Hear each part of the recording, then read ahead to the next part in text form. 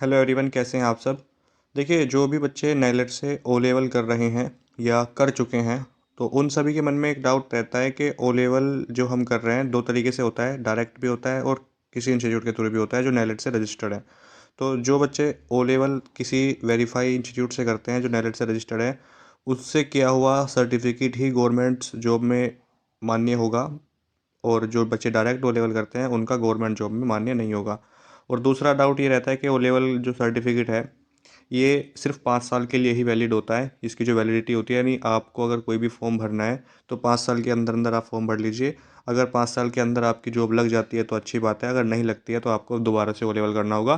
तो इस तरीके के डाउट्स बच्चों के मन में रहते हैं। और जो नेलेट का आईडी कार्ड है, इसमें भी यहाँ पे आप अगर देख रहे हैं तो इसमें लिखा होता है वैलिडिटी जनवरी 2022 से जुलाई 2026 तक है। तो ऐसा क्यों लिखा होता है इसमें? और अगर वैलिडिटी इसकी सिर्फ 5 साल की है तो बच्चा तो सिर्फ पूरी ज़िंदगी वो लेवल ही करता रहेगा, क्योंकि जॉब तो जल्दी से लगती नहीं है। तो 5 साल तो ऐसे ही निकल जाते हैं। तो देखिए भाई, इसमें जो यहाँ पर ये नेलेट का आईडी कार्ड है, इसमें जो वैलिडिटी लिखी हुई है यहाँ पर, वैलिडिटी जनवरी 22 से जुलाई 26 तक। तो वैलिडिटी का मतलब होता है जब आप ओ लेवल का रजिस्ट्रेशन करते हैं। ओ लेवल का रजिस्ट्रेशन जिस सन में आपने किया, यानी 2022 में इन्होंने रजिस्ट्रेशन किया था ओ लेवल का, जिसकी 500 रुपये फ़ीस जाती है। तो ये 500 रुपये फ़ीस के साथ रजिस्ट्रेशन किया गया है। अब ये रजिस्ट्रेशन जो है इनका, ये रजिस्ट्रेशन 5 साल के लिए वैलिड होता है, जो कि आपका 2026 तक वैलिड रहेगा। ठीक है ना। तो 5 साल के लिए ही जो ये वैलिड रहता है। इसके अलावा अगर आप अपना ओ लेवल का ये कोर्स जो होता है जिसमें 4 पेपर आपके होते हैं, अगर आप इस 4 पेपर ये जो होते हैं, अगर आप ये 4 पेपर 5 साल के अंदर अंदर पास नहीं कर पाते हैं तो आपका रजिस्ट्रेशन एक्सपायर हो जाता है। सर्टिफिकेट एक्सपायर नहीं होता, सिर्फ आपका जो है रजिस्ट्रेशन एक्सपायर हो जाएगा। अब फिर क्या करना होता है, जैसे मान लो किसी बच्चे ने 2 पेपर पास कर रखे हैं, 4 पेपर होते हैं ना टोटल, 2 पेपर पास कर लिए उसने, लेकिन 2 पेपर अभी बचे हुए हैं, पेंडिंग है। तो रजिस्ट्रेशन एक्सपायर हो गया, तो उस कंडीशन में क्या होता है, दोबारा से रजिस्ट्रेशन करना होगा और फिर वो बचे हुए 2 पेपर वो भी देने होंगे, और जो पास कर चुका था 2 पेपर वो भी दोबारा से देने होंगे। तो ऐसा नहीं होता है। जब आप रजिस्ट्रेशन करते हैं 5 साल के लिए वैलिड होता है, और 5 साल में आप अपना वो लेवल जो ये कोर्स है ये पूरा नहीं कर पाते हैं, पेपर और प्रैक्टिकल पास नहीं कर पाते हैं, प्रोजेक्ट सबमिट नहीं कर पाते हैं, क्योंकि एक प्रोजेक्ट भी होता है। बहुत से बच्चे पेपर तो पास कर लेते हैं चारों, लेकिन प्रोजेक्ट सबमिट करना भूल जाते हैं या उनको पता नहीं होता कि प्रोजेक्ट भी सबमिट होता है। तो उस कंडीशन में आपको नेलेट एक ऑप्शन देता है कि आपको दोबारा से रजिस्ट्रेशन करने की ज़रूरत नहीं है, या जो आपके पेपर पास हैं वो भी दोबारा से देने की ज़रूरत नहीं है। आप अपने रजिस्ट्रेशन की वैलिडिटी एक्सटेंड करा लीजिए, जिसकी 600 रुपये फ़ीस, कुछ ऐसी फ़ीस जाती है, 600 साढ़े 600 रुपये। तो उस फीस में जो है आपका रजिस्ट्रेशन जो होता है ना, वो री रजिस्ट्रेशन हो जाता है, यानी 5 साल के लिए वो फिर से एक्सटेंड कर दिया जाता है। तो जो आपके बचे हुए पेपर हैं, जो आपका प्रोजेक्ट है, जो प्रैक्टिकल है, वो आप दोबारा से दे सकते हैं। सिर्फ बचे हुए पेपर जो पास हैं आपके, वो पास हैं, वो आपको दोबारा से नहीं देने होते हैं।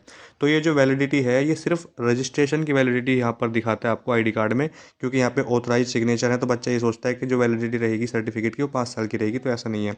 सर्टिफिकेट आपका लाइफ टाइम वैलिड रहेगा। इसमें कोई इशू नहीं है। कोई भी गवर्नमेंट जॉब या प्राइवेट जॉब में अगर आप अप्लाई करना चाहते हैं तो आपने कभी भी ओ लेवल किया है तो वो वैलिड रहेगा, चाहे आपने 2010 में किया हो, 11 12 कभी भी किया हो। यानी मेरे कहने का मतलब है, कभी भी आपने ओ लेवल कर लिया, आपके पास सर्टिफिकेट है, तो वो जो है वैलिड होगा किसी भी गवर्नमेंट और प्राइवेट जॉब में। इसके अलावा एक डाउट और है बच्चे का यहाँ पर कि सर डायरेक्ट वाला गवर्नमेंट जॉब में वैलिड होता है या नहीं होता है। जैसे आपने देखा राजस्थान हाई कोर्ट में स्टेनोग्राफर की वैकेंसीज आई हुई हैं, तो उसमें ओ लेवल जिस बच्चे ने डायरेक्ट किया है वो वैलिड होगा, या जिसने इंस्टीट्यूट से किया है वो वैलिड होगा। तो दोनों ही वैलिड है, कोई भी डिफरेंस नहीं है इस चीज़ में।